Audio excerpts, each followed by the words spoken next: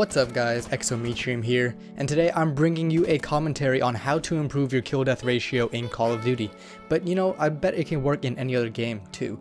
So basically, for me, I always strive for a 2.0 kill death ratio, and a lot of games I can get really high KDs, but at the same time, I do have games that are below par, say a 1, 1.5, even below a 1, and that's definitely not going to help with the kill death ratio, and right now, mine's about a 1.75, even though I strive for that too, so it's always hard to try to get up there, especially when you have a couple bad games in between. So pretty much the biggest tip that I want to give you is just to camp. And when I say camp, I don't mean stay in the same spot all game, staying in a corner, but I mean to stick to a certain spot and move slowly if you are going to move. You want to move tactically, so you look at your UAV, and if you see red dots, don't go towards them, unless that's pretty much the mentality of a rusher. You're going to go to the enemies. But if you want your KD to go up, you sort of want to wait for them to go into your line of sight, and they sort of won't expect you.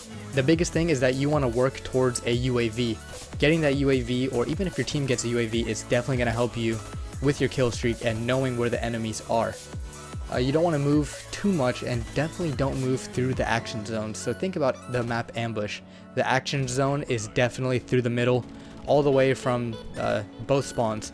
So you sort of want to stick to the outskirts. So there's 3 routes that you can go, and the best routes are probably the left and the right ways.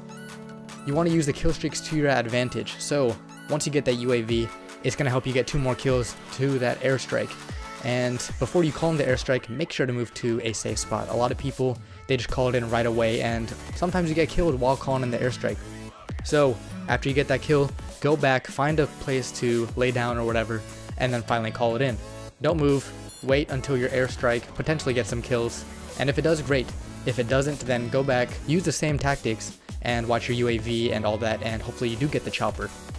Once you get the chopper though, depends what game mode you are playing. If you're playing domination and it's early on in the game, do not call it in right away.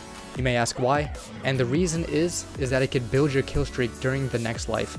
Whenever you call in a chopper, it's going to add to the kill streak within the life that you called it in. So say you got a chopper and then you died. The next life, once you call that in, it is going to start building up that kill streak. But if you die again, the chopper, even though it's still going to be getting kills, doesn't count towards your kill streak. So try to stay alive during the life that you call in your chopper.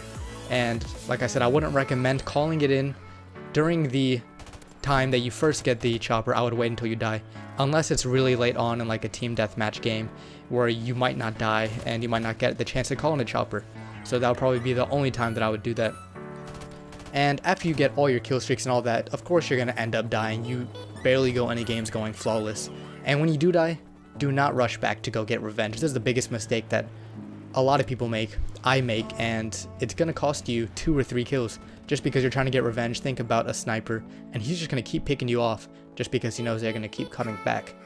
Also, when you spawn, check your spawn and check where your teammates are. Usually where your teammates are, they're rushing for kills, and although you want to be near a couple teammates, you don't want to go towards the action zones as much. A lot of the time you want to flank, you want to pick people off from far, and that is probably the best way to boost your KD in Call of Duty. Hopefully you guys found this information informative, and I will see you guys later.